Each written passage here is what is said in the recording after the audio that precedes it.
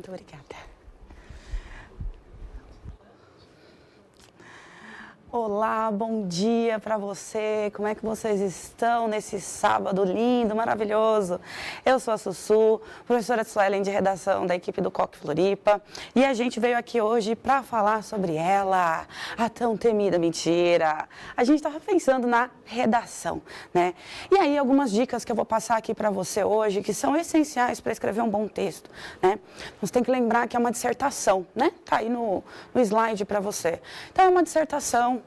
Você vai ter que colocar a sua opinião dentro desse texto, né? De forma impessoal, né? Algumas coisas são importantes nessa linguagem que você vai falar. Ricardinho estava aqui antes falando das linguagens, né? E a linguagem do texto dissertativo é bem importante, certo? Então, vamos começar com o princípio mesmo, né? Como é que a gente faz uma boa redação?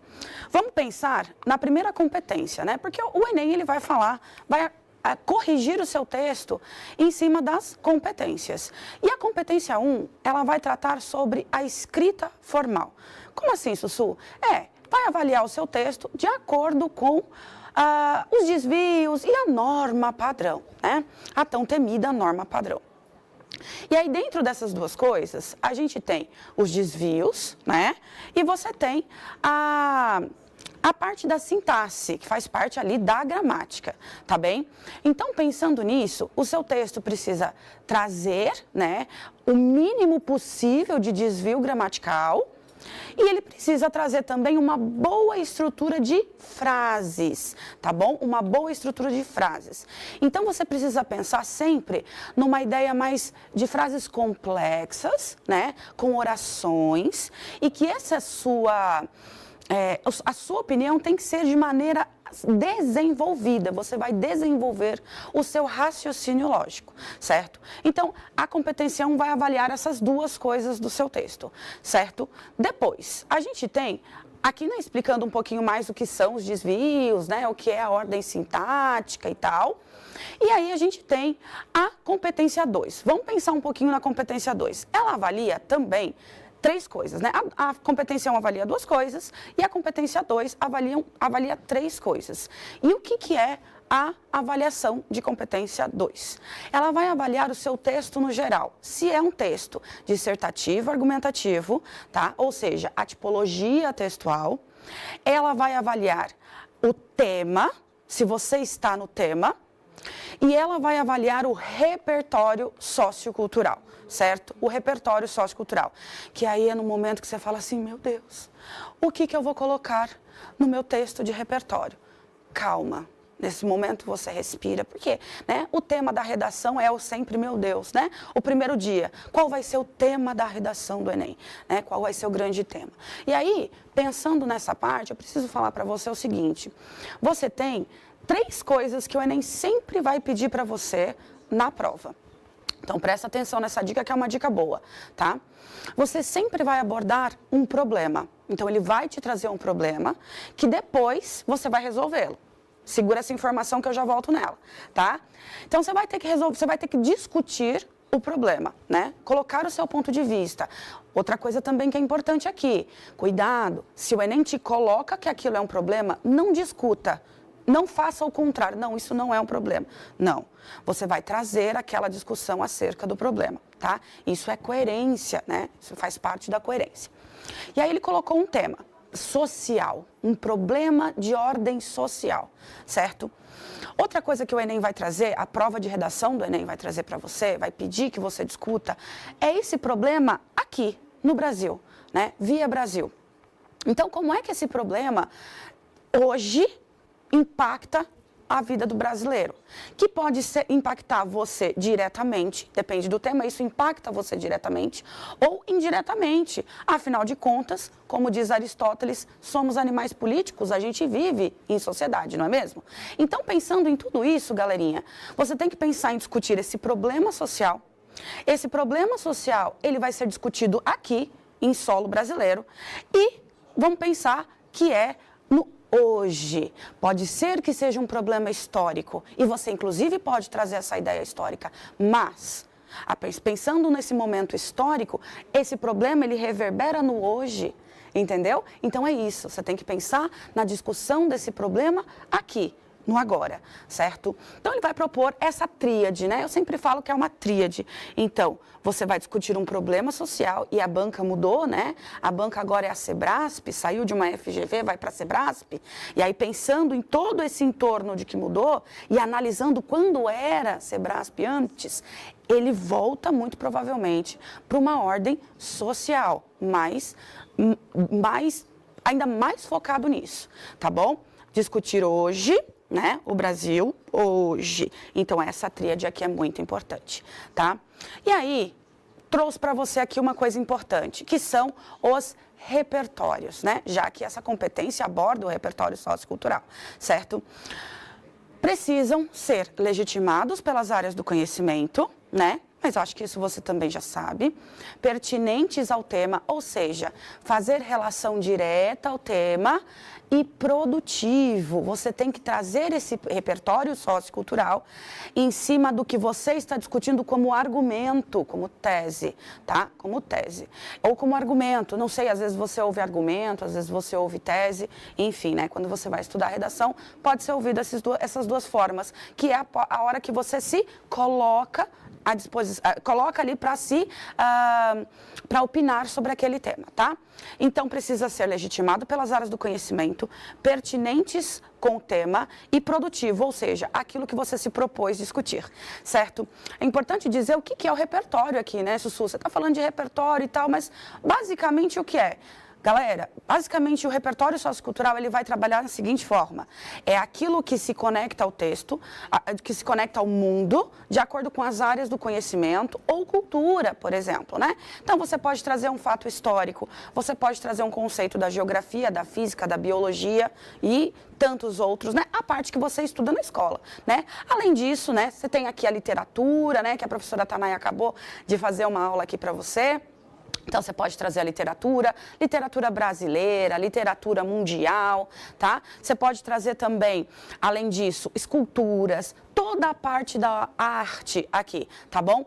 E lembrando uma coisa que é importante, quando se fala de repertório, tem que ser um repertório que não está ligado aos textos motivadores, certo? Texto motivador, ele não vai contar como um repertório a mais, né? Então, a prova te deu aquele repertório. Então, você precisa trazer um repertório de fora, para ele ser contabilizado aqui nessa competência 2, certo? E uma coisa importante, né? Porque quando a gente pensa no tema, né? Ai, meu Deus, qual vai ser o tema do Enem? Agora, dia 5, né, de novembro. O tema sempre vai ser social, como eu disse para vocês, né? E eu gosto sempre de pensar e te dar uma dica assim, ó. Dica de ouro é pensar nos eixos temáticos, pensar no eixo temático do social, o eixo temático da cidadania, do meio ambiente, da ciência e tecnologia. Ciência e tecnologia faz tempo que não cai no Enem, não é verdade? E na educação, certo? Então você pensa, né, quando você está estudando redação, que é bem importante falar isso, quando você está estudando redação, falar sobre, trazer os eixos temáticos para o seu dia a dia, do seu estudo, é bem importante. E aí você vai pensar num filme também, numa série, isso é importante, pensando no repertório. E esse né, repertório sociocultural é crucial para as notas mais altas na redação do Enem, tá bom? Vamos para a próxima. A competência 3.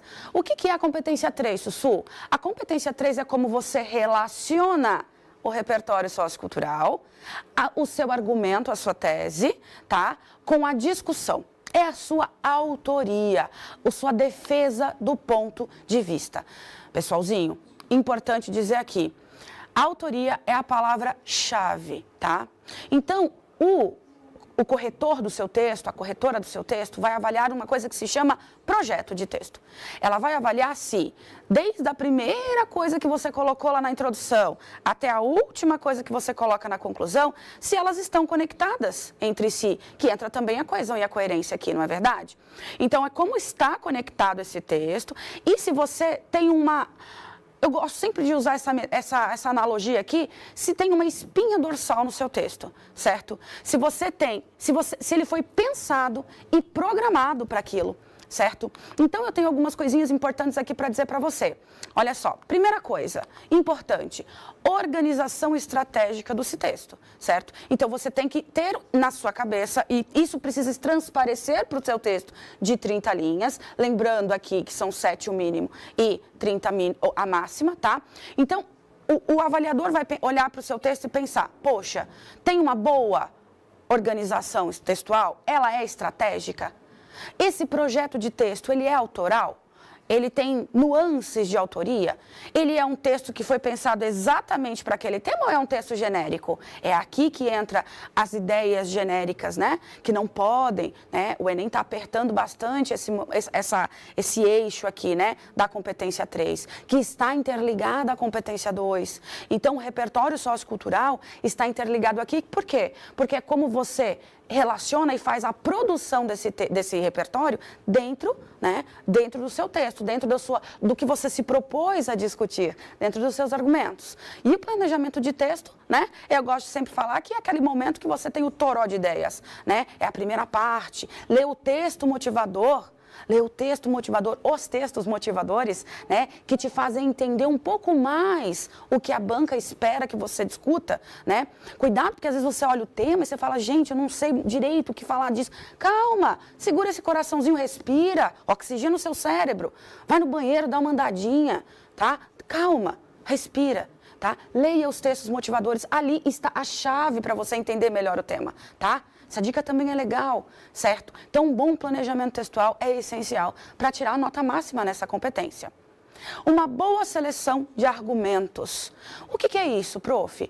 É você pensar que aquilo que você vai discutir se sai, né, de uma discussão clichê. O que é clichê, né? Trabalhei bastante essa ideia. O que é clichê? Clichê é uma coisa que está, né? Todo mundo fala. Não quer dizer que não seja bom, né? Mas quer dizer que aquilo já foi falado muito, tá? Articulação estratégica dos repertórios, certo? É isso, é você conseguir trazer por dentro do seu texto, né, articular as ideias juntamente com o repertório. E a palavra de hoje de ordem dessa competência é relações, tecer relações, fazer relações entre tema, o seu repertório e o argumento que você está discutindo, certo? E a próxima competência, Sussu? Penúltima, segura aí, estamos quase lá. Competência 4, ela vai avaliar os seus mecanismos linguísticos de coesão e coerência. Quando a gente fala de coesão, a gente está falando sobre a articulação das partes do texto. São os articuladores entre as frases do seu texto, entre os parágrafos, dentro do parágrafo, né? E os articuladores entre os parágrafos, que você vai ter pelo menos 4, né? A introdução, o D1, desenvolvimento 1, desenvolvimento 2 e a conclusão. Então, são 4 parágrafos e eles precisam estar articulados. Os conectores vão fazer tem essa função. E a coerência? A coerência é o sentido do seu texto, é o seu conhecimento de mundo, é pensar naquele repertório, pensar naquela articulação, pensar que aquela ideia faz sentido. E aqui, o foco, importante aqui, galera, foco na fluidez do seu texto e na coerência, né, das ideias abordadas. Então é isso. E outra coisa, cuidado com a repetição, porque aqui também é isso que se avalia, é a repetição das palavras, certo? Competência 5, agora sim é o momento de você resolver o problema que está diante de você, que foi colocado diante de você no dia 5 de novembro, tá? A competência 5, ela elenca 5 elementos que são importantes, né? Para ter uma boa proposta de intervenção, são 5 elementos válidos. Ação, agente, modo meio, efeito e detalhamento. Ação, o que é possível para resolver o problema? Quem executa isso? Como viabilizar isso? Né? Como viabilizar o modo meio? E qual o efeito que ela vai alcançar? E o detalhamento, que outra informação é importante, tá? E aqui, eu tenho que te dizer uma coisa que é essencial. Importante aqui, a ação precisa ser efetiva, né? Ela precisa realmente ser bem articulada com as coisas que você demonstrou ali no seu texto, certo? Com aquilo que você discutiu. Pense sempre em agentes duplos, tá? Porque ele vai ficar mais robusta. E o detalhamento, tá? cuidado, precisa, né, respeitar também. Uma coisa que aqui vai avaliar é a Declaração Universal dos Direitos Humanos. E aí tem uma diquinha ótima aqui para a gente finalizar e fechar isso, né? Coloquei ali um matrix para desviar qualquer coisa que possa te tirar a nota do seu texto aqui, tá? Pensar num desdobramento do efeito, né? Verbo no gerúndio, mais o assim, promovendo assim, tá? Exemplificação também. Exemplificação, exemplifica o modo meio, que é bem importante. E a última dica é a justificativa. Então, tente trazer as orações adjetivas aqui, né? As explicativas também funcionam. Tá bom, galerinha? Eu espero que, né, você tenha uma excelente prova. Eu espero que eu tenha conseguido aqui tirar as suas últimas dúvidas para essa prova de domingo que vem, né? No dia 5, certo? E aí a gente encerra a parte da linguagens e começa aquela, né? A matemática. E vem o brabo aí, hein? Vem o brabo aí. Professor Erivaldo é o que começa, né? Fica aí com a gente, fica aí na live, que a gente volta daqui a pouquinho. Até mais.